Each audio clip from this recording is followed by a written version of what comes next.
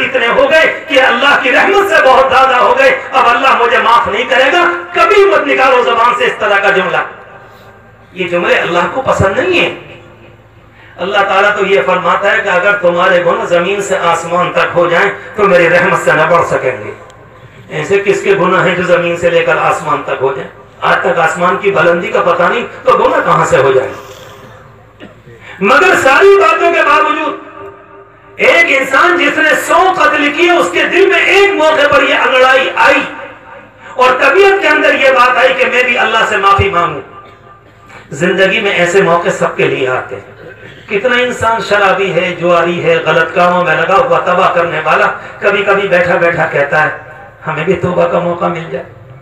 آج سے شاید 1.5 مہینہ پرانی بات ہے، میں مدرسے میں بیٹھا ہوا تھا، دہلی سے ایک صاحب کا فون آیا، مجھے نہیں معلوم کون اللہ کا بندہ تھا، کہنے لگا حضرت کیا میری توبہ ہو سکتی ہے؟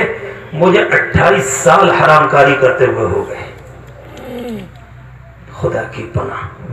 میں نے کہا شاباش، تم جیسا مریض تو دنیا میں کہیں نہ ملے گا جس نے اپنے مرض کو کھول کر بیان کر دیا۔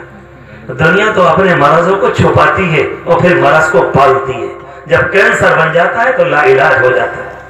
میں نے کہا تم بہت خوش نصیب ہو، تم نے کھول کر کہہ دیا۔ میں نے کہا ذہن سے یہ بات نکال دو بالکل کہ معافی نہیں ہوگی، کیوں نہیں ہوگی؟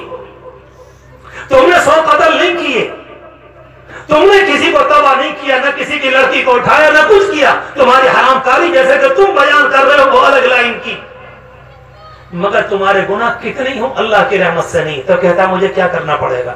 میں نے کہا کہاں کھڑے ہو؟ کہنے لگا چوراہے پہ۔ میں نے کہا آس پاس کوئی مسجد؟ میں نے کہا ٹھیک جاؤ۔ میں نے کہا ٹھیک ہے میں بات کرتا ہوں، تم پہنچو۔ چلا گیا، وہیں سے کہتا ہے میں مسجد کے اندر ہوں۔ میں نے کہا میرے عزیز 2 رکعت نماز پڑھو وضو کر کے اور اپنی پیشانی کو سجدے میں رکھ دو اور مٹی پر یہ رکھ کر کہو کہ اللہ میں آ گیا، تیرے گھر میں آ گیا، مالک میں آ گیا، اور تیری شان یہ ہے کہ تو آنے والے کو دھکا نہیں دیا کرتا۔ بہت دیر روتا رہا، بہت دیر۔ شاید پرسوں نرسوں دوبارہ فون آیا رات میں 10:30 بجے اور کہتا ہے الحمدللہ اس کام سے مجھے بلا کی نفرت ہو گئی ہے، اب میں اس کام کی طرف کو دیکھتا بھی نہیں۔ رب العالمین کے نام کا یہ کمال ہے۔ اگر کوئی اللہ کا بندہ صحیح طریقے پر لے لے تو رب العالمین زندگی بدل دے۔ امام راضی رحمت اللہ علیہ کا متعلق آتا ہے کہ اس زمانے کے سب سے بڑے حکیم نے کہا کہ تم کیا لوگوں کو اللہ اللہ سکھاتے رہتے ہو ہر وقت کہ اللہ اللہ کیا کرو، اللہ اللہ، کیا ہوتا ہے اس سے؟ امام راضی رحمت اللہ علیہ فرماتے میں نے اس سے کہا تو گدھا کیا جانے۔ پسینہ آ گیا کہ دنیا کا سب سے بڑا حکیم۔ انہوں نے کہا خیریت کیا پریشانی ہے؟ یہ تمہارے اندر پسینہ کیسے؟ کہتے ہیں تکلیف اس بات کی کہ تم نے دنیا کے سب سے بڑے حکیم کو گدھا کہہ دیا۔ میری طبیعت بوجھل ہو رہی، پریشان ہو رہی، پسینہ آ گیا۔ ہنس کر کہنے لگے جب لفظ گدھا پسینہ لا سکتا ہے تو لفظ اللہ کیا نہیں کر سکتا ہے؟ تجھے لفظ گدھے میں پسینہ آ گیا اور پھر کہتا ہے کہ اللہ اللہ سے ہوتا کیا؟ صحیح طریقے پر جب نہیں لیا جائے گا تو واقعی ٹھیک ہے، ورنہ ہمارے اکابر یہ کہہ کر کے لفظ اللہ کی یہ شان ہے۔ مولانا گنگوہی رحمت اللہ علیہ نے رات کے تقریباً 12 بجے یہ بات کہی تھی، اپنی خانقاہ گنگوہ کے اندر یہ بات کہی تھی۔ لفظ اللہ کی شان یہ ہے کہ اگر غفلت سے بھی ادا کیا جائے تب بھی اثر پڑ جاتا ہے۔ اللہ کا نام ہی اتنا پیارا ہے۔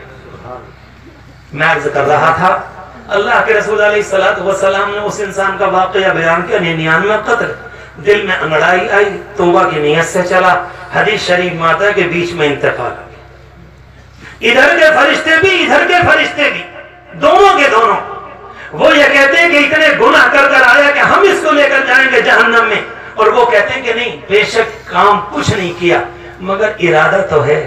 پیارے اللہ کتنے اچھے ہیں آپ، صرف ارادہ، ایک طرف 100 کا قاتل ہے۔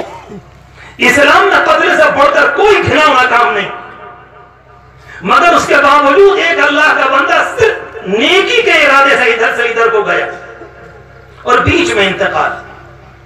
اور اللہ کے رسول علیہ السلام پر قربان جائیں، اس واقعے کو بڑے مزے لے کر آپ نے بیان کیا، بڑے پیار سے اس حدیث کو پڑھ کر دیکھیں، بڑے مزے لے کر آپ نے فرمایا کہ انتقال ہوا تو بالکل بیچ میں ایک فرشتہ آیا، انہوں نے کہا بھئی اختلاف کی کیا ضرورت ہے، جہاں سے آ رہا تھا اس زمین کو دیکھ لو، جہاں جا رہا تھا اس زمین کی پیمائش کر لو، جدھر کو زیادہ قریب ہوگا وہ لوگ لے جائیں گے، ٹھیک ہے۔ ادھر سے بھی ناپا، ادھر سے بھی، تو ایک روایت کے اندر آتا ہے بالکل بیچ میں تھا۔ اللہ کو اپنی رحمت بتلانی تھی۔ رب العالمین ارشاد فرماتا اس زمین سے جہاں سے آ رہا تھا، الارض تباعدی، اے زمین تو پھیل جا۔ اللہ اکبر، پیارے اللہ آپ کتنے قدرداں ہیں، کتنے بندہ نواز ہیں آپ، اور اس والی زمین سے کہتے ہیں ادھر کو جا رہا تھا الارض تقاربی، کہ تو سمٹ جا۔ ادھر کی زمین پھیل گئی، ادھر کی زمین سمٹ گئی، اور جب پیمائش کی گئی تو ادھر کی کم نکلی جدھر کو جا رہا تھا، اور جہاں سے آ رہا تھا وہ زیادہ نکلی، جنت کے فرشتے لے گئے۔ میرے عزیزوں، کیا اس کے بعد بھی اللہ کی رحمت سے مایوس ہونے کی بات؟ کس لیے یہ بات کرتے ہو؟ کبھی ذہن و دماغ میں یہ بات لے کر مت آؤ کہ ہمارے گناہ مالک کی رحمت سے زیادہ ہے۔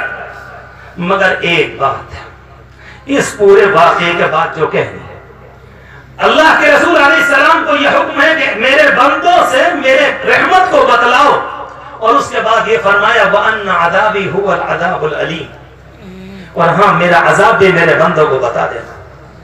اللہ کے رسول علیہ السلام شب معراج میں تشریف لے گئے، اور آپ کو وہاں جو منظر دکھلائے آپ نے اپنے لوگوں سے آ کر بیان کیا۔ آپ نے کہا کہ اپنی آنکھوں سے دیکھ کر آیا ہوں۔ آپ نے فرمایا کہ لوگوں کے ہونٹ کاٹے جا رہے تھے، آپ نے فرمایا کہ زبان کتری جا رہی تھی، آپ نے فرمایا کہ سر کچلے جا رہے تھے، آپ نے فرمایا کہ جلتے ہوئے تنور میں مرد عورت ننگے جل رہے تھے، آپ نے فرمایا کہ ایک بیل ایک سوراخ کے اندر سے نکل کر آیا، اور نکلنے کے بعد دوبارہ جانا چاہتا ہے، اس میں داخل نہیں ہو سکا۔ یہ سارے کے سارے منظر میری نگاہ کے سامنے ہوئے۔ کہ پیغمبر جا کے بتائیے میری رحمت کیسی، میرا عذاب کیسا ہے۔ اگر اتنی بات سمجھ لی، جو میرے ہم عمر ہیں مجھ سے چھوٹے، ان سے تو کھل کر کہہ رہا ہوں، جو بزرگ ہیں ان سے سبق کے طور پر ان کی بزرگی کا احترام کرتے ہوئے، ان دونوں باتوں کے بعد رب العالمین کی رحمت اور رب العالمین کا عذاب، اور اللہ تبارک و تعالی کی جانب سے یہ اعلان بھی آپ نے فرمایا کہ جب تک سورج بجائے ادھر کے ادھر سے نہیں نکلے گا، اس وقت تک توبہ کا دروازہ بند نہیں ہوگا۔ توبہ کا دروازہ بھی کھلا ہوا ہے، مگر کس سے مانگیں کہاں جائیں، کس سے کہیں، اور دنیا میں حاجت روا کون ہے؟ سب کا داتا ہے تو، سب کو دیتا ہے تو، تیرے بندوں کا تیرے سوا کون ہے؟